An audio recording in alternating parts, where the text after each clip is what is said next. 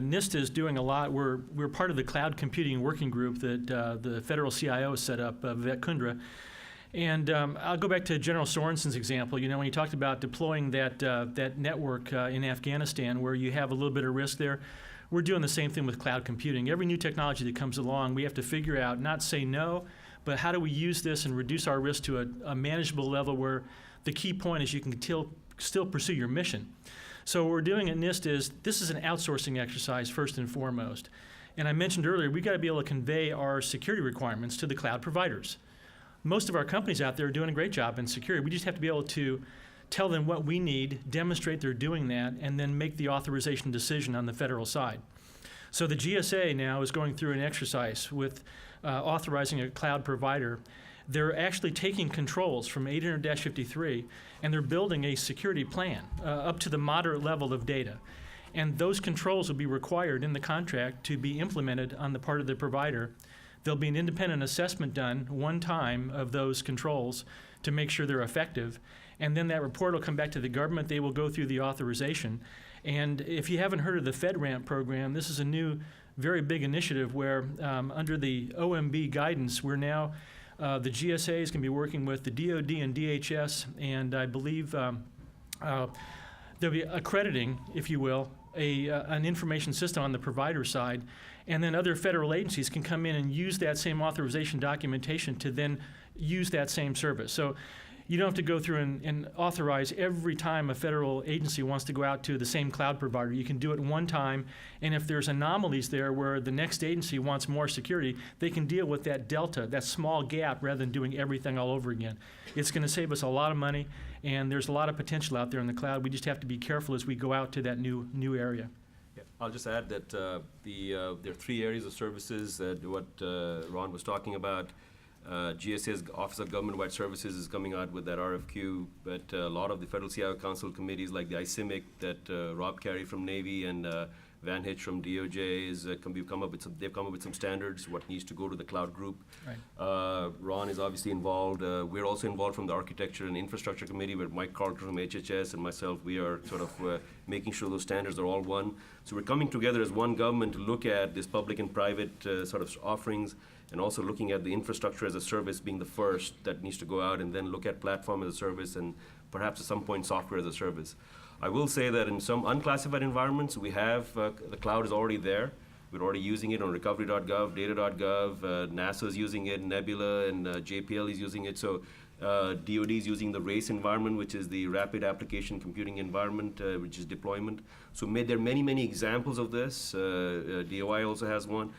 But the key question is we would like to get to one standard so that there's, based on the CUI, the Control on Classified Information, what I call the private cloud for the department level versus the public cloud, which is just pure unclass like recovery and data.gov and others, and just make it happen. So I think you'll see movement in both those areas. One thing is the federal government goes to the cloud.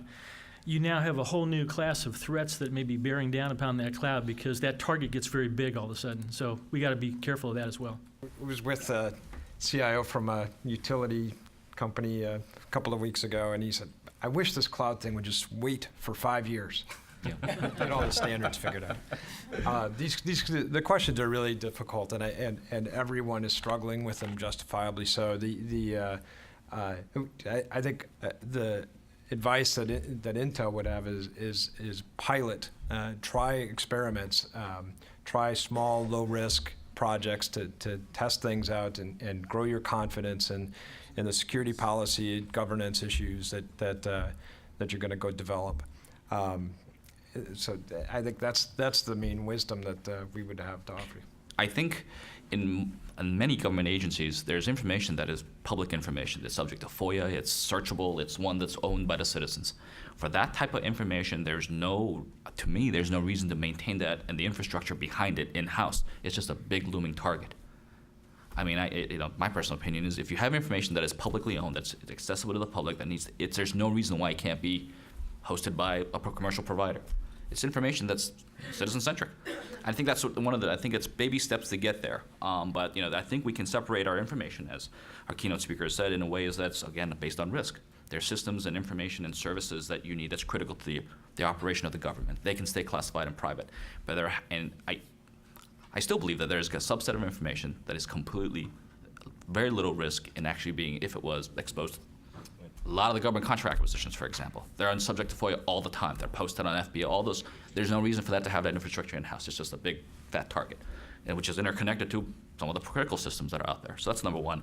Number two, technology is progressing pretty fast. It's a pretty nascent area, and I think there are a lot of, what excites me when I talk to our HP lab scientists is we're actually looking at how to do multi-tenancy in a real, assured way. What that basically means is right now, everybody loves single-family homes. We'll build our own mega data center with lots of people in it and big lawns and all that stuff. But at the end of the day, that's not very cost effective. If you can aggregate resources and have true multi-tenancy with different customers in a way that's assured, and there's a lot of technological advances going in there, trusted extension technology that Intel's developing, trusted computing group that we helped to found, is really about using hardware and all the things that are together, software and operating system, to really provide that level of thickness in the walls in multi-tenancy. I don't think it's there yet for classified information and really critical assets, but I'll bet my bottom dollar 5 to 10 years from now we'll get there. Cryptography has been around for a long time. Cryptographic separation has been around for a long time, and it's just a matter of time before technology catches up where you can really get the value out of multi-tenancy and shared service, I think. If I could just add one thing, it's what's really driving it is convenience and budget cuts. Security has to follow. So the more proactive we could be, we got to get geared for this because it's going to happen. And so, it's sort of the law of entropy again. Things are happening, people want their stuff, and now what's driving it is cost savings and opportunities, but also, as Ron mentioned, the security is now a big concern.